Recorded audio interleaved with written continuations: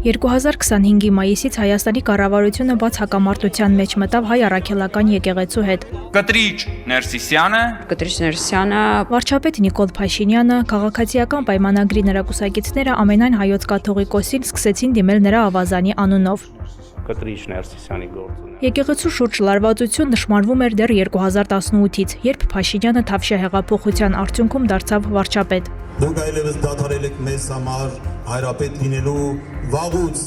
ընդրության առաջին իսկ օրերից ու ժամերից։ Այդ կոռումպացված իշխանությունը ամեն ինչ անում էր, որ եկեղեցուն դարձնի իշխանության կցորդ։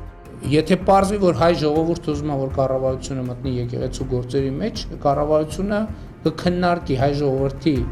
այդ պահանջը ինչպես բավարարի։ Ամենայն հայոց կաթողիկոսը կարևոր է համարում սահմանադրական կարգի տապալման համար մեղադրվող Ռոբերտ Քոչարյանի խափանման միջոց կալանքի փոփոխությունը մեջբերեմ համավարակի այս շրջանում ապահովագրելու նրան առողջական վիճակի հետագա բարդացումների։ Նման կոչով հանդես գալը համարում եմ քաղաքականության մեջ մտնել եւ դատարանի վրա ճնշում գործադրելու փորձ։ Ընտրել նոր վարչապետ ու ձևավորել ազգային համաձայնության ժամանակավոր կառավարություն։ Եկել է ժամանակը, որ մենք ինքներս ճանաչենք Հայաստանի Հանրապետության տարածքային ամբողջականությունը։ Ամեն կերպ պետք է պաշտպանել Արցախի ժողովրդի ինքնորոշման, անկախ ապրելու աստվածաշնորհ իրավունքը։ Երաշխավորում եմ սա, որ Պապ թագավորը չի սպանվելու, Հայաստանի պետությունը չի սպանվելու, ինչ վեղարել ուզում են բան անեն, հակնեն։ Կտրիչ Ներսիսյանը չի կարող լինել ամենայն հայոց կաթողիկոս, որովհետև դրժել է կուսակրոնության ուխտը,